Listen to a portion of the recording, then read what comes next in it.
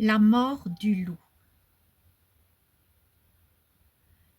Les nuages couraient sur la lune enflammée. Comme sur l'incendie, on voit fuir la fumée.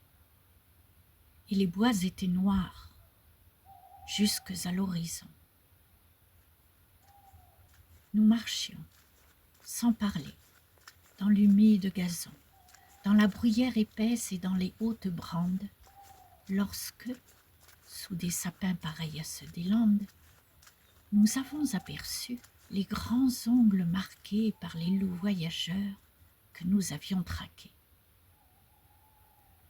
Nous avons écouté, retenant notre haleine et le pas suspendu. Ni le bois, ni la plaine ne poussaient un soupir dans les airs. Seulement la girouette en deuil criait au firmament. Car le vent, élevé bien au-dessus des terres, n'effleurait de ses pieds que les tours solitaires, et les chênes d'en bas, contre les rocs penchés, sur leurs coudes, semblaient endormis et penchés. Rien ne bruissait donc. Lorsque, baissant la tête, le plus vieux des chasseurs qui s'était mis en quête a regardé le sable en s'y couchant. Bientôt, lui que jamais ici l'on ne vit en défaut, a déclaré tout bas que ces marques récentes annonçaient la démarche et les griffes puissantes de 2 grands loups cerviers et de 2 louveteaux. Nous avons tous alors préparé nos couteaux et, cachant nos fusils et leurs lueurs trop blanches, nous allons, pas à pas, en écartant les branches. 3 s'arrêtent, et moi, cherchant ce qu'ils voyaient, j'aperçois tout à coup 2 yeux qui flamboyaient, et je vois au-delà 4 formes légères qui dansaient sous la lune au milieu des bruyères, comme font chaque jour, à grand bruit sous nos yeux, quand le maître revient, les lévriers joyeux. Leur forme était semblable, et semblable la danse.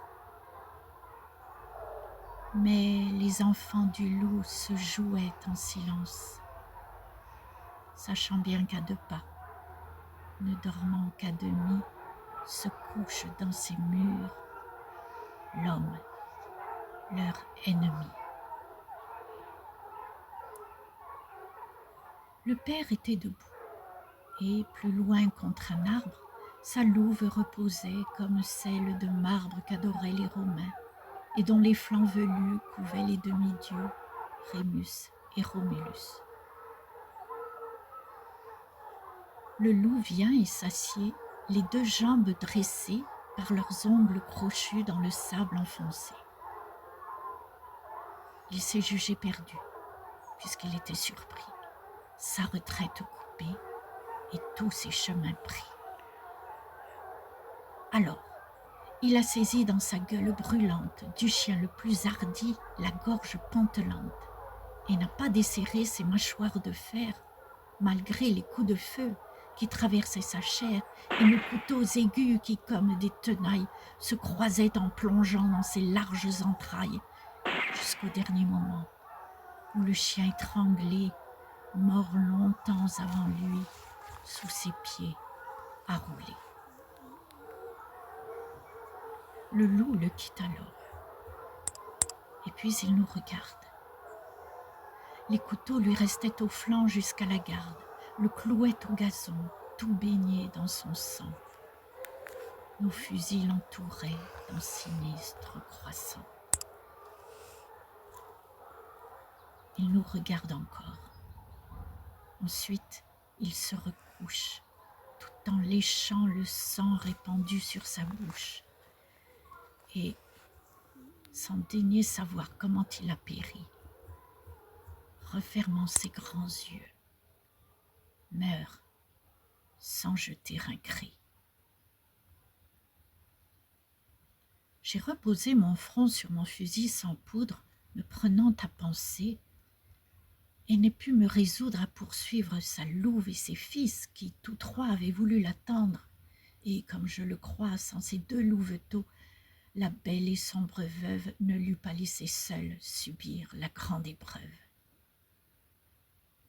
Mais son devoir était de les sauver, afin de pouvoir leur apprendre à bien souffrir la faim, à ne jamais entrer dans le pacte des villes que l'homme a fait avec les animaux serviles qui chassent devant lui, pour avoir le coucher, les premiers possesseurs du bois et du rocher. Hélas, ai-je pensé, malgré ce grand nombre d'hommes, que j'ai honte de nous, débiles que nous sommes.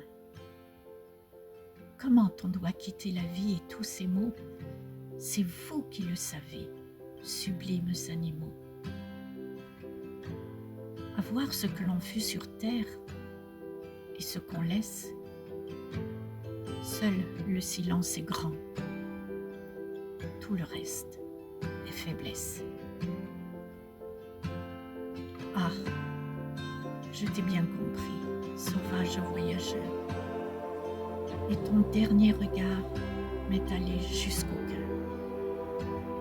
Il disait, si tu peux, fais que ton âme arrive, à force de rester studieuse et pensive, jusqu'à ce haut degré de stoïque fierté, où, naissant dans les bois, j'ai tout d'abord monté. Gémir, pleurer, prier est également lâche. Fais énergiquement ta longue et lourde tâche dans la voie où le sort a voulu t'appeler.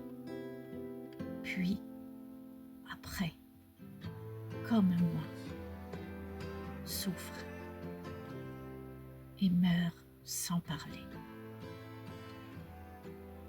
Alfred de Vigny.